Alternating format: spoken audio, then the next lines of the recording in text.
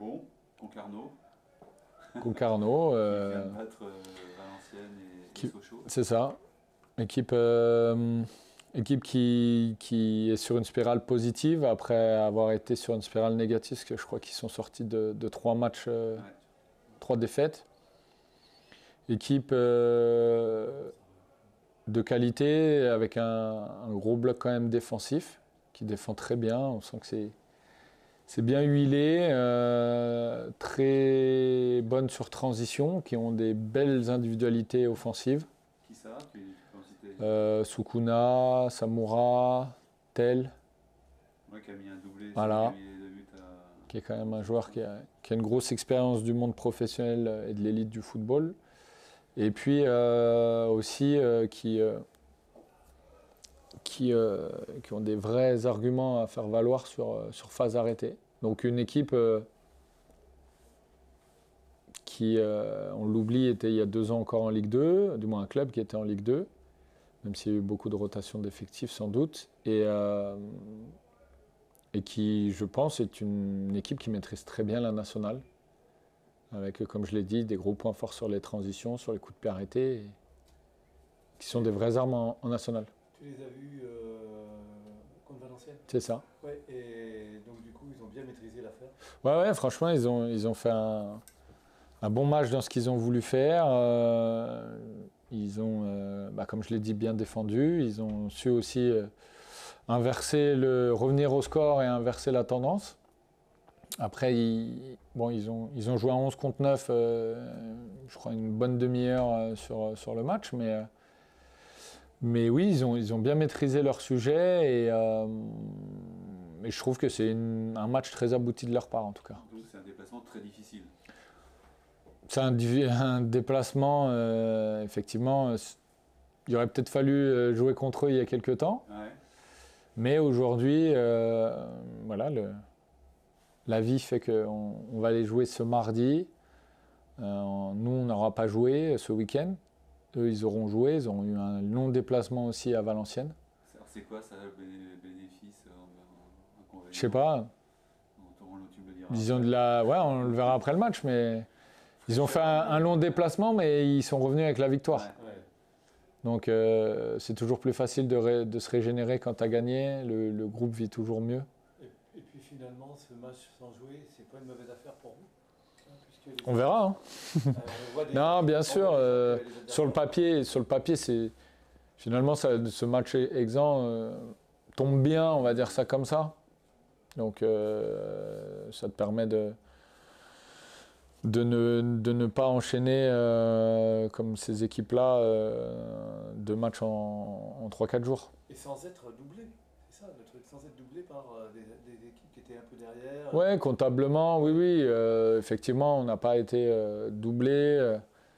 Après, on a quelques équipes qui se sont rapprochées mine de rien avec la victoire de Bourg depuis. Mais oui, comptablement, on a fait une opération plutôt positive. Est-ce que ça t'a laissé plus de temps peut-être pour appuyer à l'entraînement sur des points spécifiques que tu souhaites travailler? Oui et non, on a bien, du moins la semaine dernière, même si on n'a pas joué, on a essayé de préparer quand même Concarneau, donc on a eu une période un peu plus longue. Après, la semaine est quand même longue et quand on est joueur, en fait, on va pas se mentir, c'est les matchs qui donnent le tempo et quand tu joues pas, c'est un peu long. Mais voilà, on a refait de la vidéo en s'appuyant sur le match qu'ils ont fait ce week-end. Donc on a fait un peu plus de vidéos que sur les autres équipes. Et ça doit être bizarre là, parce que vous jouez pas, vous jouez avant, vous jouez une R2, alors sans leur faire offense, c'est quand même pas pareil, quoi. C'est ça.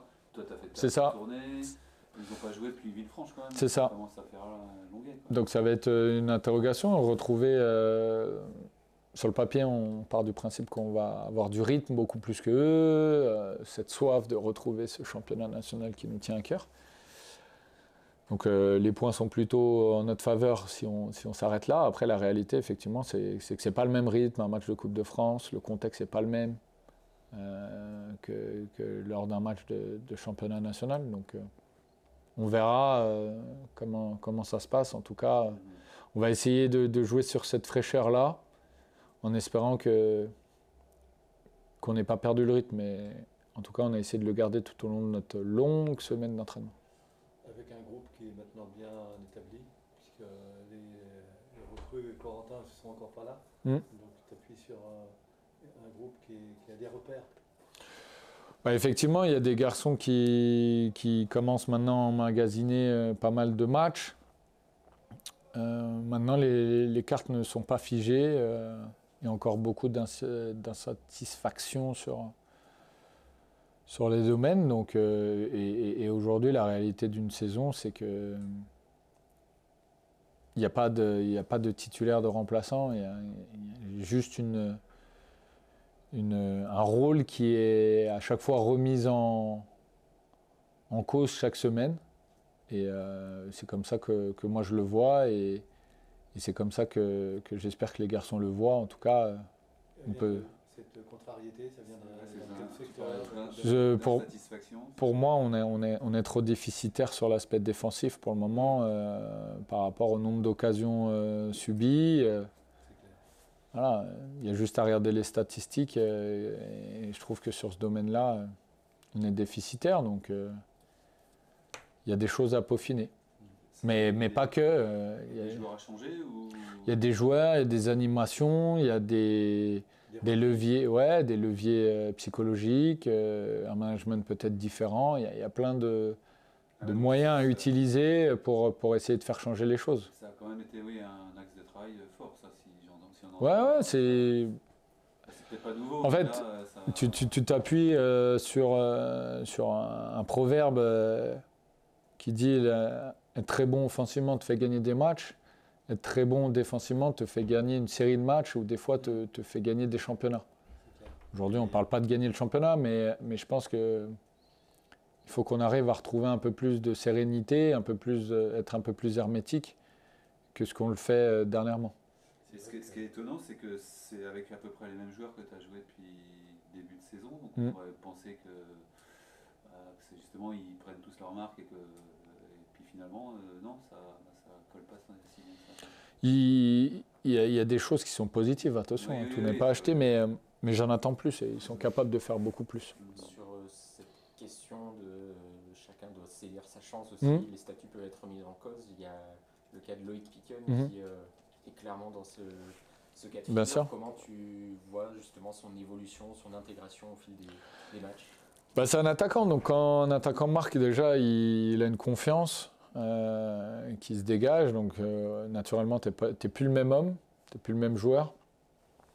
Mais je trouve qu'il a saisi son opportunité au moins 15 jours avant sa première titularisation contre Paris 13, où on sentait que voilà, le fait d'aller jouer en réserve ne le déstabilisait pas. Il était de plus en plus revanchard, mais tout en étant correct, avec le bon état d'esprit, à l'écoute. Et en fait, il nous force la main. Et quand tu es coach, en fait, tu essayes d'être le plus juste. Et à ce moment-là, on a estimé que c'était lui. Et maintenant, il saisit son opportunité en marquant tous les matchs. Et j'espère qu'il nous fera une série inarrêtable. Et Konaté, comment il le vit du coup? Konaté, je pense qu'il est content quand même pour Loïc parce que il y a bien évidemment la concurrence, mais il y a aussi les relations humaines qui sont importantes. Et aujourd'hui, je pense qu'on a un groupe qui est très positif. Et sachant que les joueurs, ils se mettent à sa place, ils savent que son début de saison n'a pas été idyllique, n'a pas été facile. Et voilà, après, ça fait partie d'une saison. Et aujourd'hui, effectivement, on ne joue pas avec deux attaquants, mais c'est quelque chose qui peut arriver si tout le monde, du moins si les deux, par exemple, si on parle de ces deux garçons-là, sont on fire, comme on dit, voilà, en même moment. De les faire jouer tous les deux, du coup? J'ai la tentation de faire jouer les joueurs que j'estime être le plus en forme à chaque moment. Ça peut être le cas des deux, parce que Konaté, finalement, quand il rentre, il apporte. Il apporte, il fait des choses positives, même si je trouve qu'il peut faire beaucoup mieux. Ouais. Et le match amical, là, enfin, d'entraînement contre le PSG, enfin les 23 du PSG, ça t'a amené des... Il y a des garçons qui ont surfé sur des choses positives, il y en a d'autres. On avait fait un gros revue d'effectifs. Hein. Ouais, vous avez peut-être presque changé. Et on avait pratiquement 2 compos mixés, il n'y avait pas du tout de titulaire ou pseudo-titulaire. l'idée, c'était vraiment de donner du temps de jeu. Et comme à chaque entraînement, à chaque match, il y en a qui ont regagné des points, d'autres qui en ont perdu. D'accord, parce que on n'a pas vu le match, mais tu mènes 3-1, tu perds 4-3, je crois, un truc comme ça. À nouveau, s'il y a encore des... Ouais, mais là, pour le coup, c'est vraiment parce qu'il y a eu beaucoup de... pour le coup, c'était pas la même équipe en première, en deuxième. On ne pourra pas dire ils n'ont pas tenu le score. Ouais. Mais non, c'était d'autres. C'était une autre organisation aussi, d'autres principes, du moins d'autres animations avec ballon et sans ballon. Donc, D'accord, pas grand-chose à retirer. non, il y a toujours des choses à en retirer. Mais il n'y a pas. L'équipe de demain. Non. Et tu amènes un groupe de combien, tu sais déjà ou... 17, on repartira à 17. Avec un deuxième gardien C'est ça. Qui devrait sortir si... C'est ça. Si ça se passe bien à l'échauffement. Et le voyage, ça se passe comment d'ailleurs Départ demain, entraînement demain matin très tôt, départ demain. Très tôt, c'est... Ouais. Le rendez-vous, je crois, il est à 8h30. Pour l'entraînement? Le départ, je crois, il est à 11h30. Donc, je suis pas très calé là-dessus. Et vous entraînez pas là-bas du coup? Non, on s'entraînera ici. On s'entraînera ici et on fera un déverrouillage le mardi matin. Le stade, tu connais là-bas? Pas du tout, c'est loin. Hein. C'est loin. Stade, je regardais beaucoup Concarneau à l'époque avec leur précédent coach quand ils ont fait les montées en Ligue 2 et tout, parce que je trouvais que c'était très attrayant. Donc ils avaient un petit stade un peu à l'anglaise, un public proche et tout. Donc là ils ont fait des travaux, mais il n'est pas encore habilité, je crois, à avoir, du moins dans la tribune d'en face, il n'y a encore pas, je crois, l'accès au public. Du moins sur les matchs que j'ai regardés, il n'y avait pas de public. Donc soit ils ont perdu leur public, chose que je ne crois pas, ou je pense qu'il n'y a pas l'accès.